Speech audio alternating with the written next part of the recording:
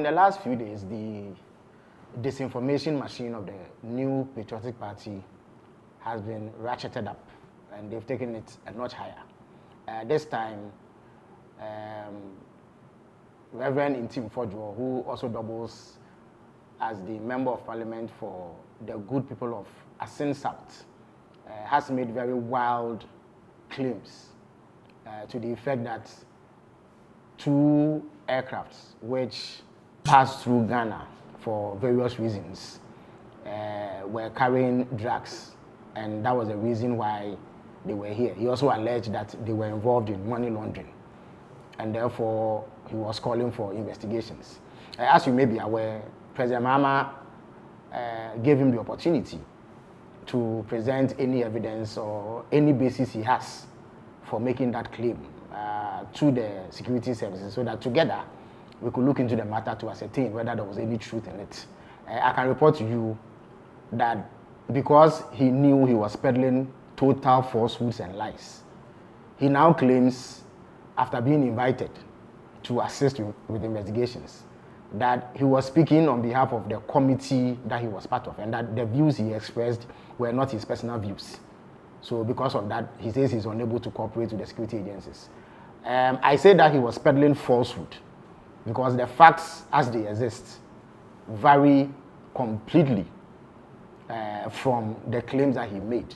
When he made that claim, he was only seeking to peddle falsehood in a bid to undermine the confidence that the people of Ghana have in this government. The truth is that 2 aircrafts with completely different purposes arrived in Ghana, and their arrival was perfectly legitimate, and they were here for very genuine reasons. The first one is an Antonov flight 12BK with registration number CVK 7037. Now, this flight essentially is a cargo plane which arrived on the 12th of March 2025. Now, no plane arrives in Ghana without a landing permit. So this plane secured a landing permit with number GAF/TMAO/25/7863. Now, the purpose for arriving in Ghana was what we call a technical stop.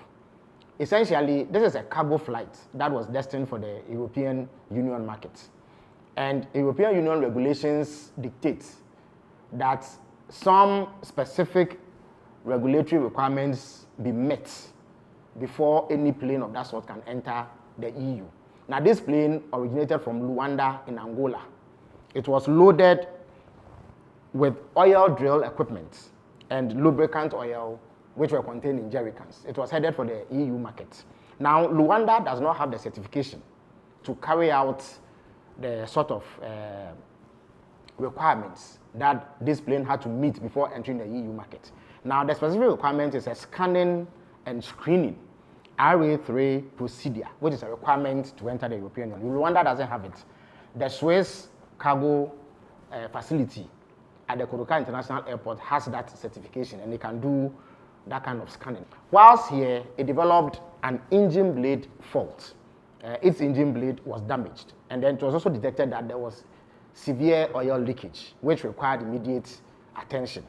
For that reason, a replacement aircraft, URCEZ, with registration number CVK 7007, was brought in to evacuate the cargo. The aircraft that was damaged remained here for 13 days. That is between 12 March and 25th March 2025.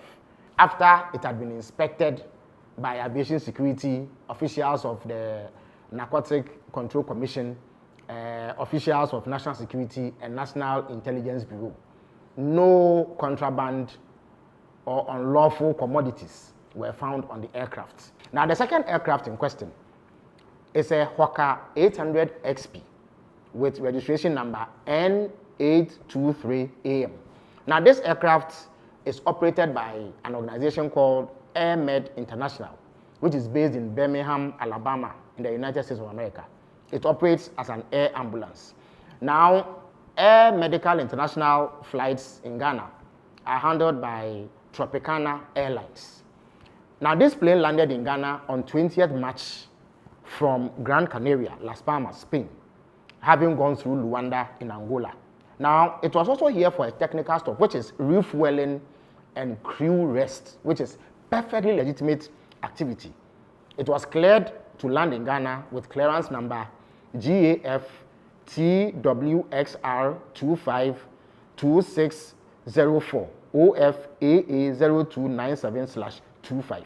Now, whilst it was landing in Ghana, it developed a tire burst and some difficulty with its landing gear, and therefore needed to remain here to be serviced. So another aircraft with registration number N864 arrived on 22nd March with tires and flight engineers from Luanda to replace the damaged tires of the aircraft. Now, once this was fixed, it departed the Kotoka International Airport on 25th March. The aircraft was once again inspected by officials of aviation security, officials of national security, officials of the National Intelligence Bureau, and NACOC, who made sure that it did not contain any unlawful substances, as alleged by Reverend Ntim Forduor.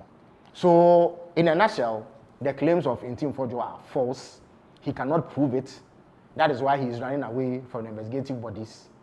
He is unable to provide any shred of evidence to back his claim.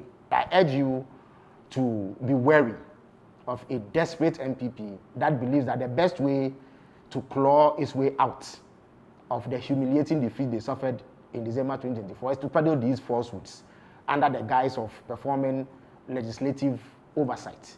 Whilst we welcome legislative oversight and scrutiny and criticism of any sort aimed at ensuring that we improve upon governance, it is important to condemn this level of political obscurantism, which is deliberately targeted at misinforming people and misleading the public and bringing government's name into disrepute for no reason.